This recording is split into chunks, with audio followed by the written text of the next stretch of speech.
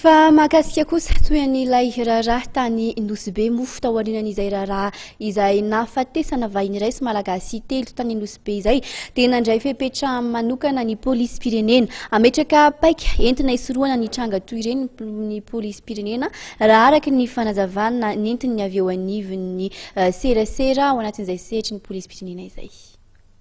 Nametraka paika vaovao ary nandefa toromarika vaovao ny avy eo anivon'ny polisim-pirenena entina indrindra isoroana ny trangan'ny zavatra toy ny tany Nosy-Be izay nafara tamina fitsaram-bahoaka. Raha ny fanazavana komisara Alexandre Nefson lehibe ny serasera eo anivon'ny ministeran'ny Filaminana anatiny. Ny tanjony ato amin'ny polisim-pirenena zany dia mba tsy hiverenany toy ireny intsony, mba tsy hisinireny tranga ireny intsony dia ho malomaraina dia niforiana tao amin'ny komisaria centrale eo tsara lalàna daholo ny polisy rehetra miasa eto Antananarivo renivohitra avy amin'ny komisaria centrale, avy amin'ny arrondissement valo ary avy amin'ny poste de police.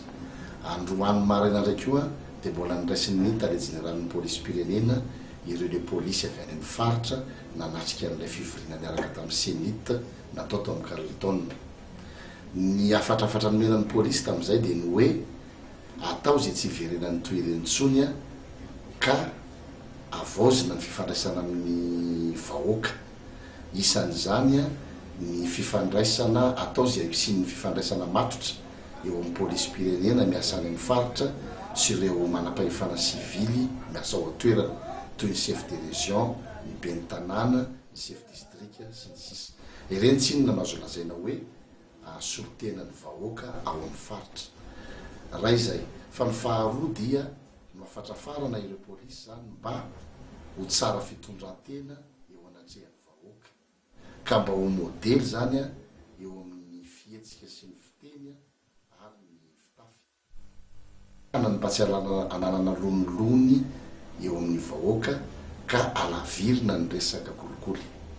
Ity resaka kolikoly ity zany dia nilaza moa ny ministra omaly fa tsy andeferana mihitsy izay tratra amin'ny resaka kolikoly io.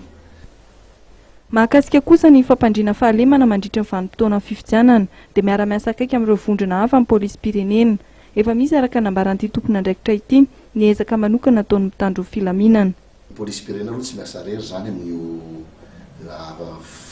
fampandriana fahalemana fifidianana io fa miasa miaraka amin'ny mpitandro Filaminana namana dia zandarmariam-pirenena sy ny tafika. Dia ny tanjona dia hoe ilamina mialoha mandritra ary aorinan'ny fifidianana. Dia isy zany na misy ny fitaovana eo ampelantanana aloha zany na tsy misy na misy ny fanampiana fitaovana avy amin'ny tompon'andraikitra ny fifidianana na tsy, dia tsy maintsy hiezaka anao arak'izay azo atao eo ampelantanany ny mpitandron'ny Filaminana. Amin'izao alohan'ny fifidianana zao dia misy ny mpitandron'ny Filaminana miezaka manao fisafona eran'ny tanàna amin'ireny toerana famoriam-bahoaka ataon'ny mpanao fampielezan-kevitra ireny. Tompon'andraikitra voalohany amin'ny Filaminana amin'ny fampielezan-kevitra dia ny kandida sy ny mpanao azy, fa ny mpitandron'ny Filaminana dia miezaka mijery izay fioaram-pefy mety izy. Efa nisy ve izay fioaram-pefy izay hatreto? Amin'ny ankapobeny aloha azo lazaina hoe tsy misy fa nisy ihany madinidinika eto toram-bato sisy ireny fa ireny moa zany azo lazaina hoe voafehin'ilay tompon'andraikitra. Hatreto, araka nambaran'ity tompon'andraikitra eo anivon'ny polisim-pirenena ity dia mbola tsy misy ny fitoriana tonga eo ampelantanan'izy ireo mahakasika amin'ny toetraketraka ataon'ny mpanakorotana amin'ireny famoriam-bahoaka ireny.